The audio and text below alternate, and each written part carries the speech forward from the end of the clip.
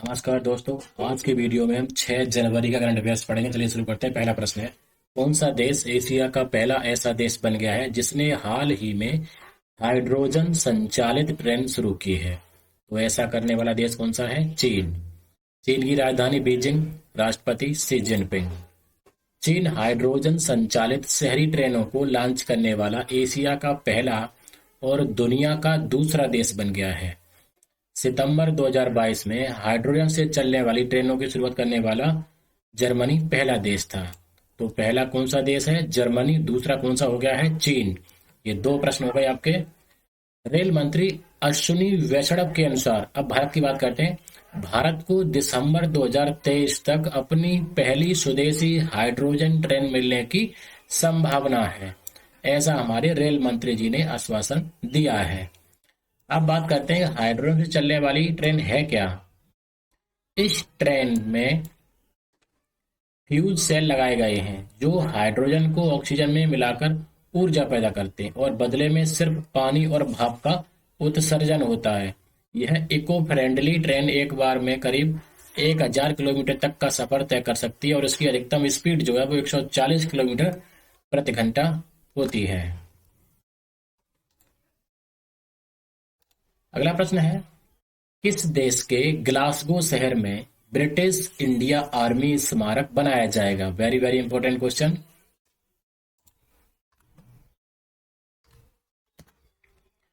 तो British India army स्मारक कहां बनाया जाएगा? स्कॉटलैंड में। यह ग्लासगो कहां है? स्कॉटलैंड में। स्कॉटलैंड की राजधानी कहां है? एडिनबर्ग। और राजा कौन है? चार्ल्स तृतीय, क्योंकि स्कॉटलैंड यूनाइटेड किंगडम के अधीन एक राज्य है। तो इसका राइट आंसर क्या हो गया? स्कॉटलैंड। स्कॉटलैंड के ग्लासगो शहर में पहले और दूसरे विश्व युद्ध में लड़ने वाले भारतीय सैनिकों के लिए मेमोरियल बनेगा। इसमें दोनों विश्व युद्धों में ब्रिटेन की तरफ से लड़े 40,000 से ज्यादा भारतीय सैनिकों के योगदान को दर्शाया जाएगा। ग्लासगो की लोकल काउंसिल ने मेमोरियल बनाने के प्लान को मंजूरी दे दी है। ग्लासगो सिटी काउंसिल अब मेमोरियल का डिजाइन फाइनल करने की तैयारियां कर रहा है। यह वार मेमोरियल कैल्विन ग्रोव नाम की एक आर्ट गैलरी और म्यूजियम के पास बनेगा। अब बात कर लेते हैं स्कॉटलैंड की। तो स्कॉटलैंड यूनाइटेड किंगडम के अधीन एक राज्य है, लेकिन यहाँ का अपना मंत्रिमंडल है। यहाँ की मुद्रा का रंग और उस पर बने चित्र भी लंदन के पौंड से कुछ अलग हैं, लेकिन इसकी मान्यता और मूल्य दोनों ही पौंड के समान हैं। और स्कॉटलैंड का सबसे बड़ा शहर कौन सा है? ग्लासगो। यहाँ पर कॉमनवेल्थ के गेम भी हुए थे।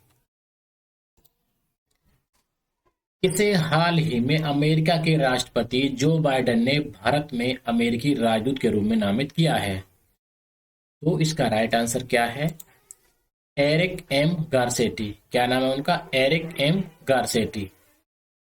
बात कर लेते हैं अमेरिका की राजधानी वाशिंगटन डीसी। डीसी का मतलब है डिस्ट्रिक्ट ऑफ कोलंबिया। प्रेसिडेंट कौन है? Joe Biden. और उपराष्ट्रपति कौन है? कमला हैरिस। लॉस एंजल्स के पूर्व मेयर एरिक एम गारसेटी को अमेरिका के राष्ट्रपति ने हाल ही में भारत में अमेरिकी राजदूत बनाया है। अगला प्रश्न है, हाल ही में वाल्टर कनिंघम का 90 साल की उम्र में निधन हो गया। वे कौन थे? तो वाल्टर कनिंघम कौन थे? अंतरिक्ष यात्री थे। नासा के अपोलो कार्यक्रम के अंतर्गत पहले सफल अंतरिक्ष मिशन के सदस्यों में अंतिम जीवित अंतरिक्ष यात्री, यानी इनके जो अन्य साथी लोग हैं उनका निधन हो चुका है, यही अंतिम बचे थे। इनका जो है वो 90 साल की उम्र में निधन हो गया। इसकी पुष्टि किसने की? नासा ने की, जो अमेरिका की अंतरिक्ष एजेंसी है। लेकिन उनकी मृत्यु के कारण की पुष्टि नहीं की है नासा ने। नासा के प्रशासक विल नेल्सन ने कहा है कि कनिंघम एक अन्वेषक थे जिनके कार्यों ने नासा के नए आर्टेमिस चंद्र कार्यक्रम की नींव रखी थी। कनिंघम 1968 में अपोलो 7 मिशन के 3 अंतरिक्ष यात्रियों में शामिल थे। तो अपोलो 7 मिशन जो है वो कब लॉन्च किया गया था? 1968 में। यह मिशन 11 दिन तक चला था और पृथ्वी का चक्कर लगाते हुए उपग्रह का सीधा प्रसारण भी किया गया था। इसके 1 साल बाद ही चंद्रमा पर उपग्रह उतारने का मार्ग प्रशस्त हो गया था। तो इस मिशन का संबंध किससे है? चंद्रमा से है। और कब लॉन्च हुआ था? 1968 में। तो क्वेश्चन काफी इंपॉर्टेंट हो जाता है। अब बात कर लेते हैं नासा की। तो नासा जो है अमेरिका की अंतरिक्ष एजेंसी है। इसकी स्थापना 29 जुलाई 1958 को हुई थी। इसका हेडक्वार्टर वाशिंगटन डीसी में है। इसके प्रशासक कौन है? Will Nelson. नासा की full form national aeronautics and space administration. काफी इंपॉर्टेंट क्वेश्चन है, आगामी परीक्षाओं में इसके आने की संभावना रहेगी। अगला प्रश्न है, किसकी अध्यक्षता में Nehru memorial museum and library society की वार्षिक आम बैठक का आयोजन किया गया है? तो इसकी अध्यक्षता माननीय प्रधानमंत्री जी ने की थी। प्रधानमंत्री जी ने नेहरू मेमोरियल संग्रहालय और पुस्तकालय सोसाइटी की वार्षिक आम बैठक की अध्यक्षता की। प्रधानमंत्री ने एनएमएमएल सोसाइटी की वार्षिक आम बैठक की अध्यक्षता की। यहाँ उन्होंने युवाओं के बीच अनुसंधान, छात्रवृत्ति को प्रोत्साहित करने और इतिहास को और अधिक आकर्षक बनाने पर जोर दिया। हाल ही में किसके द्वारा लिखित पुस्तक ब्रेकिंग बैरियर का विमोचन किया गया? तो ये पुस्तक लिखी है काकी माधव राव ने। काकी माधव राव। पूर्व आईएएस अधिकारी काकी माधव राव ने breaking barrier the story of a Dalit chief secretary नामक एक नई किताब लिखी है, जो जमीनी स्तर पर सिविल सेवाओं की गतिशीलता के विवरण को संबोधित करती है और सूक्ष्म नीतियों और ज्ञान के अंतर को भी भरती है। रणजी ट्रॉफी में पहले ओवर में हैट्रिक लेने वाले पहले गेंदबाज कौन बन गए हैं? Most important question. तो उनका क्या नाम है? जयदेव उनादकट। जयदेव उनादकट। जयदेव उनादकट ने पहले ओवर में ही हैट्रिक लेकर रणजी ट्रॉफी में इतिहास रच दिया है। उन्होंने दिल्ली के खिलाफ रणजी ट्रॉफी मैच में यह रिकॉर्ड बनाया है। उन्होंने ध्रुव शौरी, वैभव रावल और यश ढुल को क्रमशः तीसरी, चौथी और पांचवी गेंदों पर लगातार आउट करके यह हैट्रिक हासिल की और यह रिकॉर्ड बनाया। उन्होंने कैरियर के सर्वश्रेष्ठ 39 रन देकर 8 विकेट भी लिए। जयदेव उनादकट वर्तमान में सौराष्ट्र क्रिकेट टीम के कप्तान हैं। ये पॉइंट इसमें इंपॉर्टेंट है, याद करने लायक है।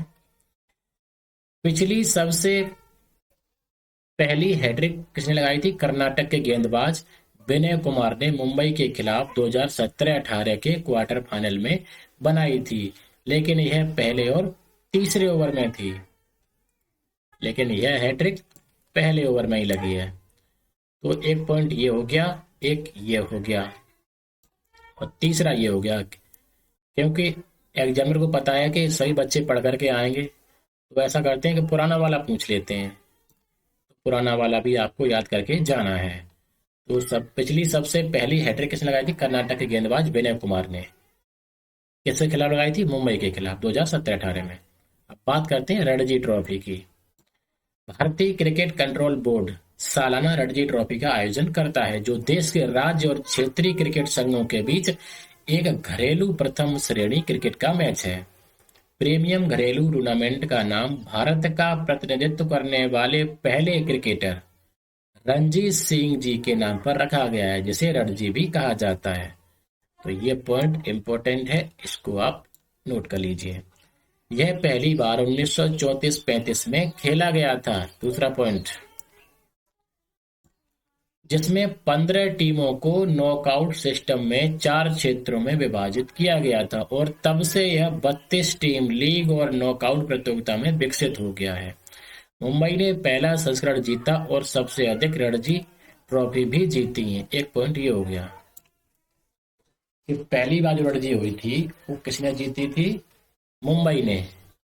और सबसे अधिक बार किसने जीती है? वो भी मुंबई ने जीती है। तो इस व्याख्या में आपको बहुत सारे प्रश्न मिल गए।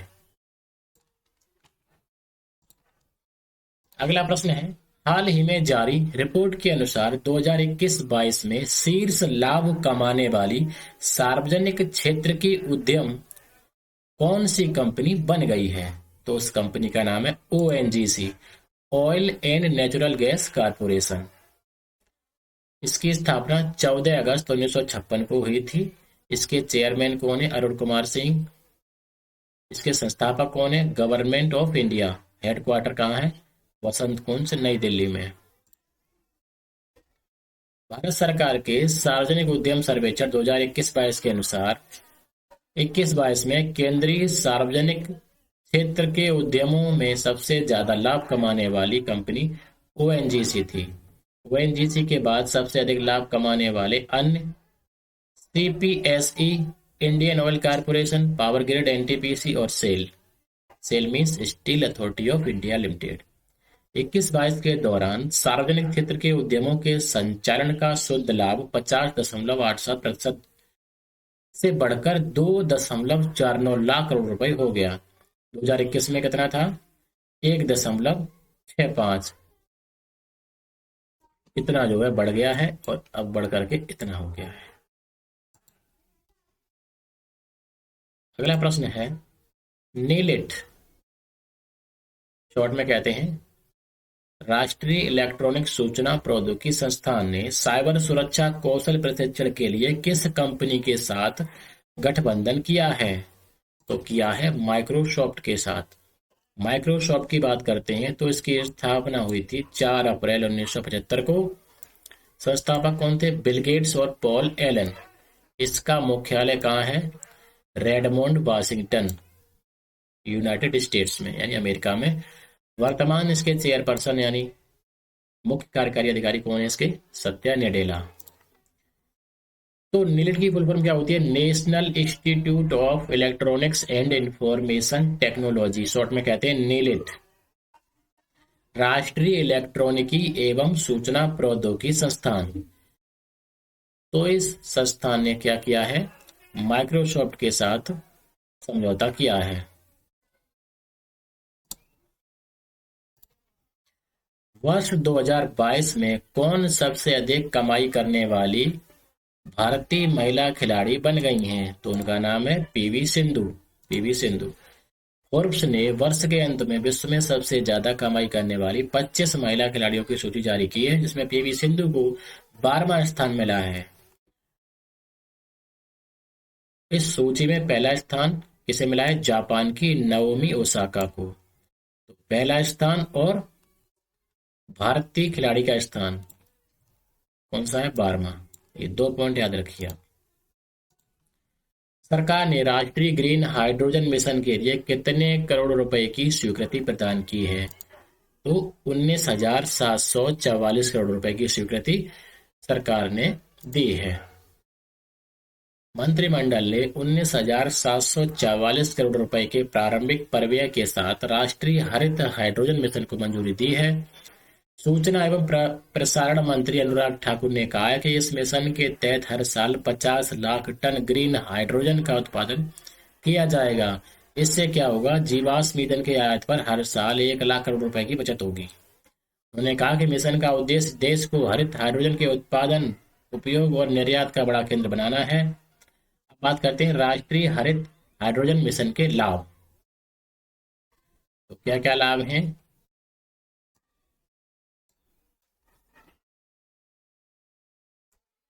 ये आप पॉइंट कोई ज्यादा महत्वपूर्ण नहीं है, आप इनको देख लेना। G20 की पहली बैठक 31 जनवरी को किस केंद्र शासित प्रदेश में होगी? ये क्वेश्चन बहुत महत्वपूर्ण है, आगामी परीक्षाओं में इसके आने की 100% संभावना रहेगी। तो G20 की अध्यक्षता भारत को अभी हाल ही में मिली है 1 साल के लिए। तो G20 की पहली बैठक 31 जनवरी को किस केंद्र शासित प्रदेश में होगी? तो कहाँ होगी? पांडुचेरी में होगी। पांडुचेरी की राजधानी पांडुचेरी है। मुख्यमंत्री एन रंगास्वामी, राज्यपाल तमिलसाई सुंदरराजन। पांडुचेरी की उपराज्यपाल तमिलसाई सुंदरराजन ने कहा कि G20 की पहली बैठक 31 जनवरी को पांडुचेरी में होगी। उन्होंने इस समारोह में स्टिकर, पोस्टर और बैज भी जारी किए और मुख्यमंत्री रंगास्वामी की उपस्थिति में एक सेल्फी बूथ का भी उद्घाटन किया। भारत स्काउट एंड गाइड्स के 18वें राष्ट्रीय जम्बूरी का उद्घाटन किसने किया?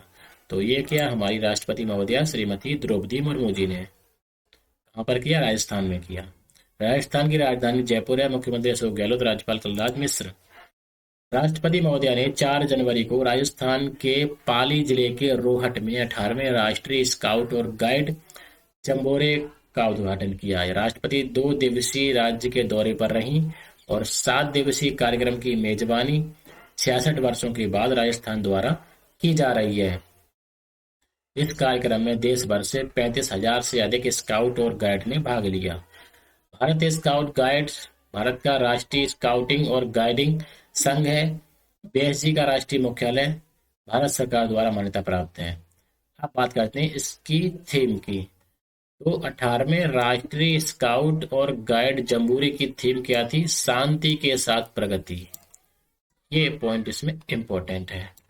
अब बात करते हैं जम्बूरी क्या है। तो जम्बूरी 4 साल में एक बार या विशेष अवसरों को चिन्हित करने के लिए आयोजित स्काउट और गाइड की एक राष्ट्रीय स्तर की सभा है। जम्बूरी स्काउट और गाइड्स को भारत के विभिन्न राज्यों और विदेशों के युवाओं के साथ मिलने का अवसर देता है।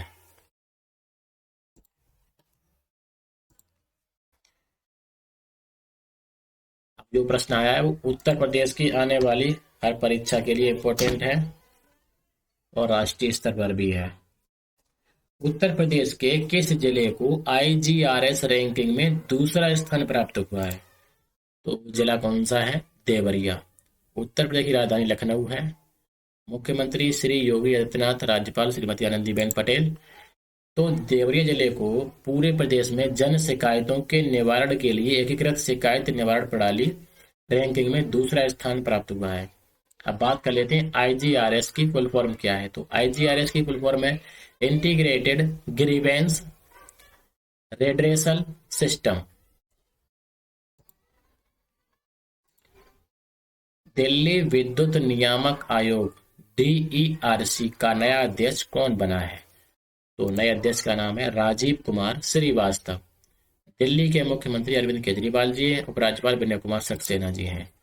तो दिल्ली विद्युत नियामक आयोग के नए अध्यक्ष दिल्ली उच्च न्यायालय के सेवानिवृत्त न्यायाधीश राजीव कुमार श्रीवास्तव को बनाया गया है। केंद्र सरकार की फेम इंडिया फेज 2 योजना के सहयोग से किस राज्य में कुल 50 इलेक्ट्रिक बसों का शुभारंभ किया गया? तो कहाँ किया गया? दिल्ली में किया गया। दिल्ली केंद्रीय भारी उद्योग मंत्री महेंद्र नाथ पांडे ने कहा कि दिल्ली सरकार ने 3538 यानी 3538 इलेक्ट्रिक बसों के लिए ऑर्डर दिया है, जिसमें से 400 इलेक्ट्रिक बसों के लिए मंजूरी दी गई है, जिसमें से 300 DTC को इंट्रासिटी संचालन के लिए और 100 दिल्ली मेट्रो रेल कारपोरेशन को अंतिम मील कनेक्टिविटी के लिए दी गई हैं। पहले अखिल भारतीय जल सम्मेलन का आयोजन कहाँ हुआ? Very very important. तो पहले अखिल भारतीय जल सम्मेलन का आयोजन हुआ भोपाल में। भोपाल मध्य प्रदेश की राजधानी है। मुख्यमंत्री श्री शिवराज सिंह चौहान, राज्यपाल श्री मंगू भाई पटेल। जल शक्ति मंत्रालय मध्य प्रदेश के भोपाल में राज्य मंत्रियों के पहले अखिल भारतीय जल सम्मेलन का आयोजन कर रहा है। 5 और 6 जनवरी को होने वाले इस सम्मेलन का शीर्षक मीन्स थीम इसकी वर्ष 2047 के लिए जल दृष्टिकोण। सम्मेलन का उद्देश्य वर्ष 2047 के लिए जल दृष्टिकोण के वास्ते विचार आमंत्रित करना है। इसमें जल शक्ति मंत्रालय की पहलों और योजनाओं को राज्यों के जल हित धारकों के साथ साझा किया जाएगा।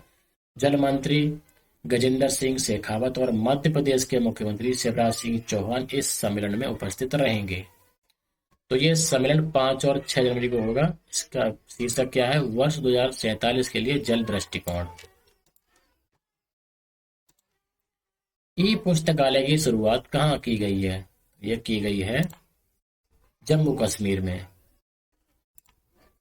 जम्मू कश्मीर में डोडा जिला प्रशासन ने जिले के हजारों विद्यार्थियों की सुविधा के लिए ई पुस्तकालय लॉन्च किया है।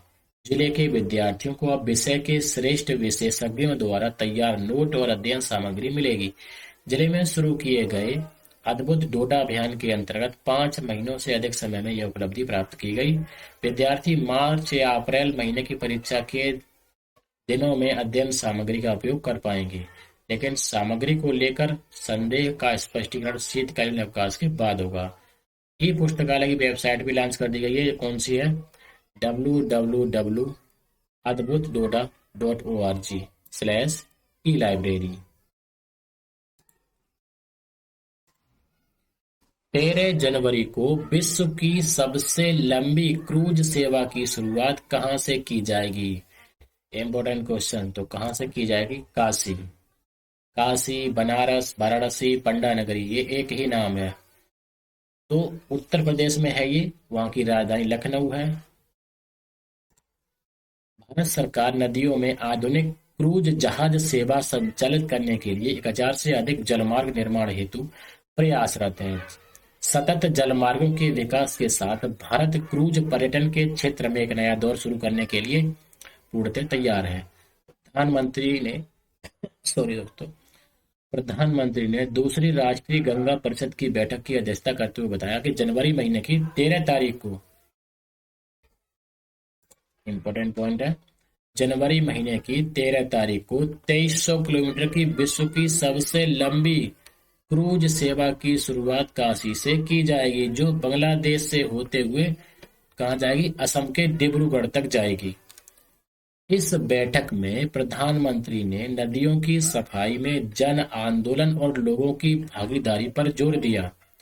पत्तनपोत परिवहन और जलमार्ग मंत्री ने नदी पर्यटन एवं आर्थिक गतिविधियों को बढ़ावा देने हेतु गंगा नदी में जलमार्गों के विकास के लिए हर संभव सहायता का आश्वासन दिया है। तो ये तारीख और ये किलोमीटर आप याद रखिए, और कहां से कहां तक? बांग्लादेश से असम के डिब्रूगढ़ तक।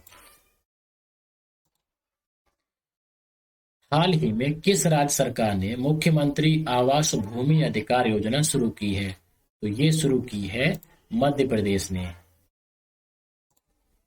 मध्य प्रदेश में 4 जनवरी को टीकमगढ़ जिले की बकपुरा पंचायत से माननीय मुख्यमंत्री आवासीय भूमि अधिकार योजना का शुभारंभ किया है। मुख्यमंत्री जी ने चयनित लाभार्थियों को आवासीय भूमि के निःशुल्क पट्टे वितरित किए। योजना के अंतर्गत प्रदेश भर से 14 लाख लोगों के आवेदन प्राप्त हुए। इनमें से टीकमगढ़ जिले के 10,500 पात्र लाभार्थियों को 120 करोड़ रुपए मूल्य के आवासीय भूखंड प्रदान किए गए। योजना को पूरे प्रदेश में लागू किया जाएगा। और आज का अंतिम 21वां प्रश्न है, हाल ही में विंटेज वाहनों के लिए अलग पंजीकरण करने वाला पहला राज्य कौन सा बन गया है? तो वह राज्य है उड़ीसा। उड़ीसा की राजधानी भुवनेश्वर। मुख्यमंत्री नवीन पटनायक, राज्यपाल प्रोफेसर गणेशी लाल। तो दोस्तों आज की वीडियो में इतना ही। नमस्कार, जय हिंद, जय भारत।